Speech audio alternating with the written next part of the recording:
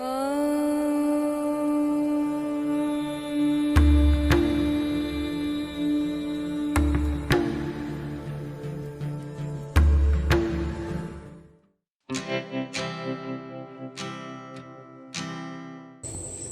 পূর্ব ভারতের পর্যটনের এক গুরুত্বপূর্ণ শহর গুয়াহাটি।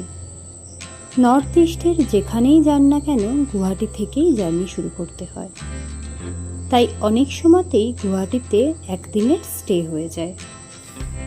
ভারতের বিভিন্ন শহরের সাথে এখানে যোগাযোগ ব্যবস্থাও অনেকটাই ভালো। আর গুয়াহাটিতেই আছে ৫১ সতীপীঠের অন্যতম মা কামাখ্যা দেবীর মন্দির। তাই মাত্র একদিনের ওভারলেটে গুয়াহাটিকে খুব কম সময়ে কিভাবে ঘুরে দেখবেন তারই একটা ছোট্ট আইডিয়া দেব আজকের ভিডিওতে।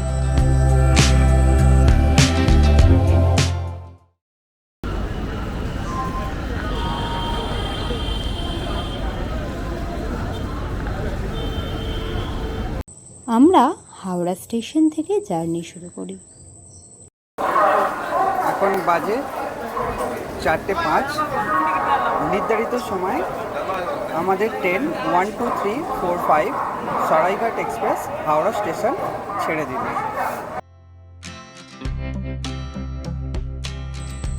4টে নাগাদ ট্রেন হাওড়া থেকে ছেড়ে পরের দিন সকাল 9:40 নাগাদ গুয়াহাটি পৌঁছে দেয়।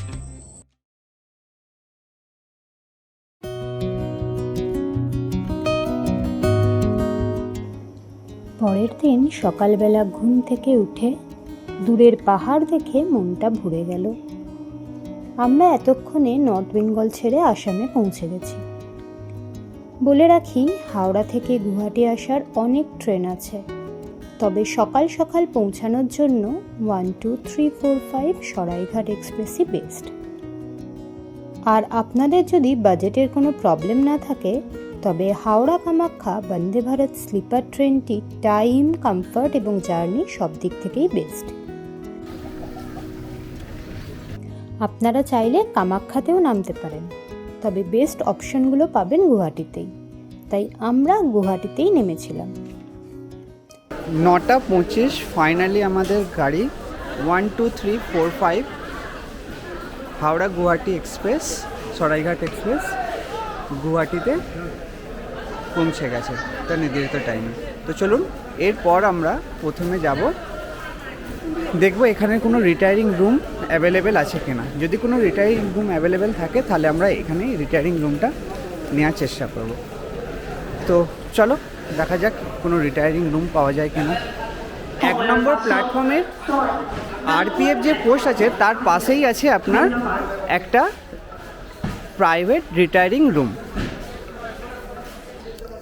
এই রিটায়ারিং রুমটা কিন্তু সম্পূর্ণ প্রাইভেট দ্বারা পরিচালিত, ফলে যেটা সমস্যা হয়েছিল যে আমরা বুকিং কিন্তু অনলাইনে কোনোভাবেই করতে পারছিলাম না, এটা অফলাইনেই বুকিং হয়।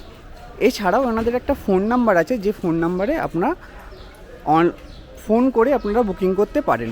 তো সেই ফোন নাম্বারটা আপনারা স্ক্রিনে দিয়ে দেবো, আপনারা ওই নাম্বারে ফোন করে যোগাযোগ করে নিতে পারেন। এই রুমের প্রাইস 1,500 টাকা 24 ঘন্টার জন্য। তো চলুন আপনাদের রুমটাকে একটু এক্সপ্লোর। উপরে ফার্স্ট ফ্লোরে উঠে যে সামনেই দেখা যাচ্ছে প্ল্যাটফর্ম, ফার্স্ট ফ্লোরে উঠেই হচ্ছে আমাদের রুম 202।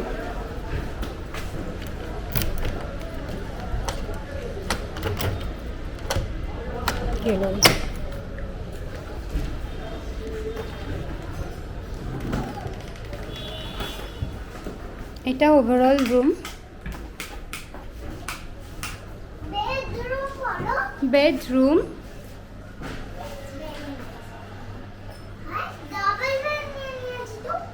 তাই না? দাঁড়ান,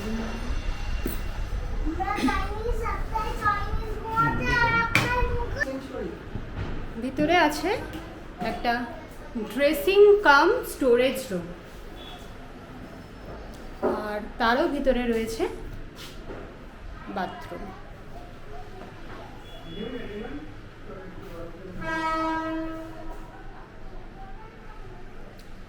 মোটামুটি সব কিছু মডার্ন ফেসিলিটিস রয়েছে।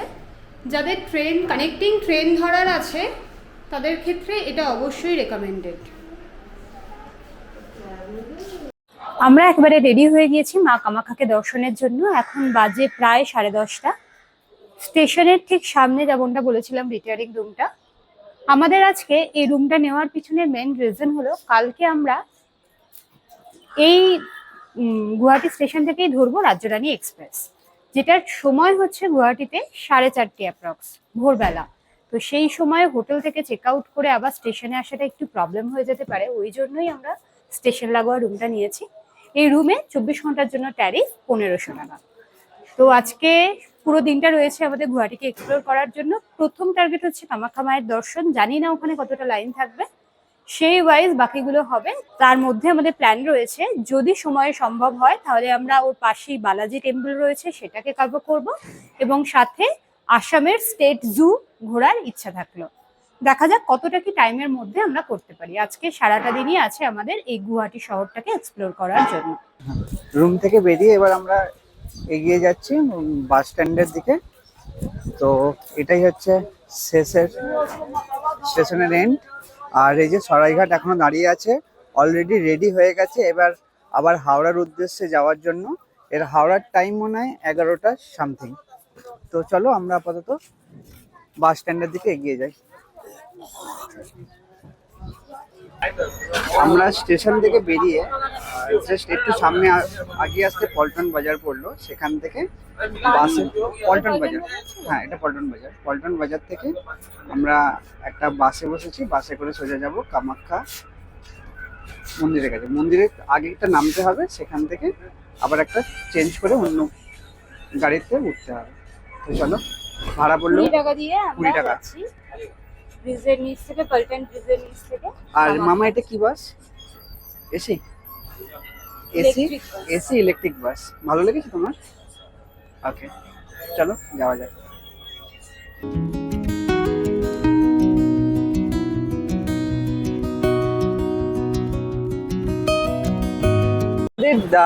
নামিয়ে দিল ঠিক এই মোড়টার সামনে, আর এর পেছনটাই দেখতে পাচ্ছেন কামাখ্যা মন্দির যাওয়ার মেন রাস্তা। এখান থেকে আমাদের বাস নামিয়ে দিল, এই ঠিক এখান থেকে আবার একটা গাড়ি করে আমাদের উপরের দিকে যেতে হবে। আর জায়গাটা অসাধারণ, উপরে ফ্লাইওভার আছে আর ঠিক তার পেছনেই এই দেখুন রেল লাইন আছে। এইটা দিয়ে কিন্তু কামাখ্যা টু গুয়াহাটির মেন লাইনটা যাচ্ছে। জায়গাটা বেশ সুন্দর। তো চলুন আমরা আপাতত আবার ওই জায়গাতে যাই, ওই মুখটার কাছে যাই, ওখান থেকে আবার গাড়ি করব, গাড়ি করে যাব সোজা কামাখ্যা মন্দির। তো চলো এগিয়ে যাওয়া যাক।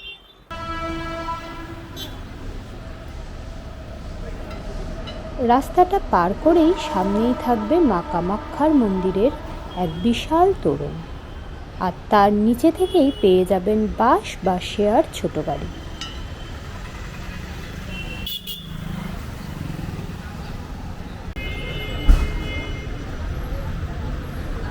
এখানে আমরা এখন ওয়েট করছি বাসের জন্য। বাসে এখান থেকে বাসে করে সোজা যাব এরকম উপরে উঠবো। উপরে আছে মায়ের মন্দির।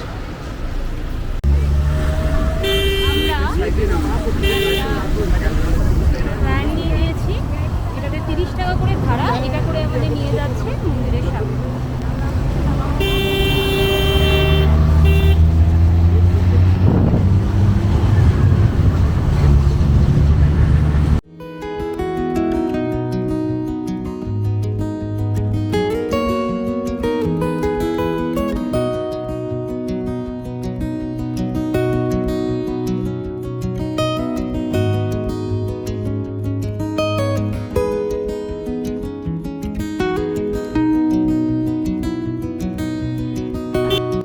দশ মিনিটের মধ্যেই আপনাদের নামিয়ে দেবে মন্দিরের সামনে। এরপর এখান থেকে পায়ে হেঁটে আপনারা মন্দিরে পৌঁছতে পারবেন।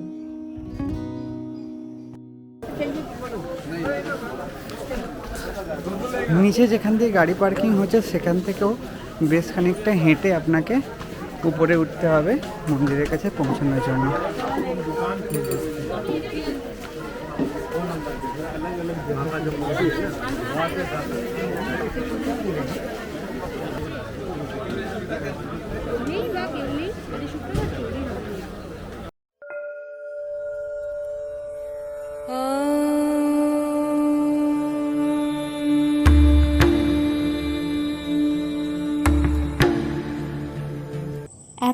সতীপীঠের অন্যতম এই পীঠ। কথিত আছে এখানে মায়ের যোনি পড়েছিল, তাই প্রতি অম্বুবাচীতে এখানে বিশাল মেলা বসে। তন্ত্র সাধনারও অন্যতম পীঠ এই কামাখ্যা মন্দির।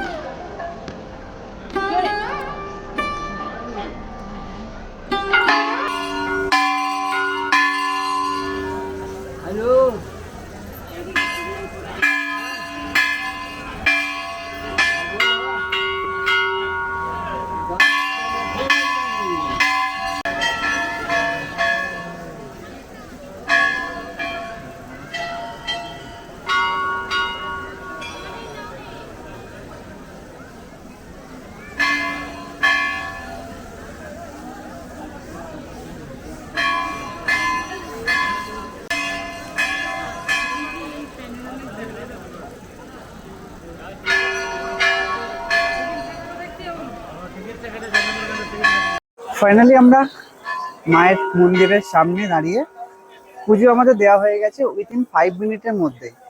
হ্যাঁ, এটা শুনতে একটু অবাক লাগছে, আমরা কিন্তু অরিজিনালি মায়ের গর্ভগৃহতে গিয়ে পুজো দিতে পারিনি। কারণ মায়ের গর্ভগৃহতে পুজো দিতে গেলে এক হচ্ছে আপনাকে 500 টাকা দিয়ে একটা লাইন করে যেতে হবে, অথবা জেনারেল লাইন, যেটাও কিনা এই দূরে দেখতে পাচ্ছেন বিশাল লাইন, ওটা কভার করে তারপর যাচ্ছে আপনার মায়ের গর্ভগৃহতে। তো এই দুটোই আমাদের পক্ষে সম্ভব নয় এই মুহূর্তে, যেহেতু আমরা শর্টেজ টাইম আছে, আমাদের টাইমটা খুবই শর্ট। তাই আমরা নর্মালি এই যে মায়ের যে একটা গর্ভগৃহের যে আরেকটা মানে নাট মন্দিরে যে পুজো দেওয়ার জন্য যে একটা গেট আছে, সেখান থেকে আমরা ঢুকে ভিতরে মায়ের মূর্তি আছে সেইটাতে গিয়ে আমরা পুজো দিয়ে আজকের মতন আমরা মাকে বিদায় জানিয়ে আবার এগিয়ে যাব আমাদের নেক্সট ডেস্টিনেশনের দিকে। মন্দির থেকে বেরিয়ে নিচে মেন রাস্তায় নেমে আবার বাসে করে আমরা পৌঁছে যাই বালাজি মন্দির। বালাজি মন্দিরের ঠিক সামনেই আছে ওঘা রেস্টুরেন্ট। যেহেতু দুপুর হয়ে গেছে তাই আমরা এখানে আগে প্রথমে দুপুরের লাঞ্চটা কমপ্লিট করে তারপর যাব বালাজি মন্দির। এটা ঠিক বালাজি মন্দিরের একদম পাশেই, এটাই মেন গেট। এটা বেশ পরিষ্কার।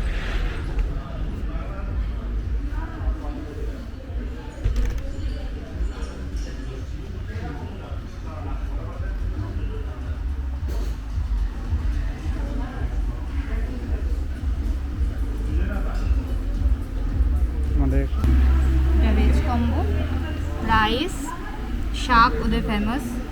এটা হচ্ছে একটা ছোট আলু ভাজা, এটা কুমড়োর তরকারি, ডাল, স্যালাড, আলু মাখা, এটা আছে চিকেন, ডাল। আমরা অর্ডার দিয়েছিলাম লোকাল আসামিজ থালি। এত রকম আইটেম তো ছিলই, খাবারের টেস্টও বেশ ভালো ছিল। লাঞ্চ করে বালাজি মন্দিরের বাইরের মাঠে গাছের নিচে দুপুরটা বেশ অলসভাবেই কাটলো। চারিদিকটা এত সবুজ আর সুন্দর পরিচর্যা করা, বেশ ভালো লাগছিল।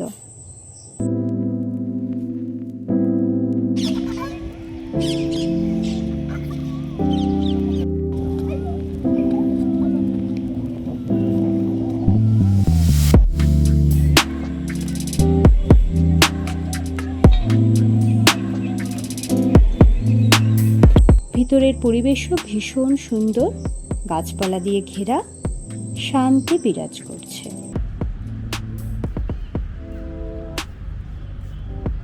মন্দির থেকে বেরিয়ে একটা শেয়ার গাড়ি পেয়ে গিয়েছিলাম, যেটা 50 টাকা করে নিয়ে আমাদের পল্টন বাজার নামিয়ে দিয়েছিল।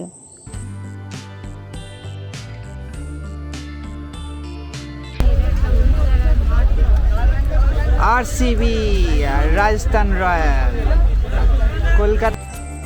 রাস্তাতে ফেরার পথে দেখলাম আইপিএলের ক্রেজ। আমরা এভাবেই গুয়াহাটিকে একদিনে ঘুরে দেখলাম। এছাড়া গুয়াহাটিতে একদিনে ঘোরার আরও অনেক স্পট আছে, তবে বাচ্চা নিয়ে আমরা এভাবেই একদিন কাটিয়েছিলাম গুয়াহাটিতে। আপনারা যদি গুয়াহাটি গিয়ে থাকেন আর কোন কোন জায়গাগুলো ইনক্লুড করলে ভালো হতো অবশ্যই সাজেশন দেবেন। ভিডিওটি ভালো লাগলে অবশ্যই লাইক করে দেবেন। আবার দেখা হচ্ছে নতুন ভিডিওতে।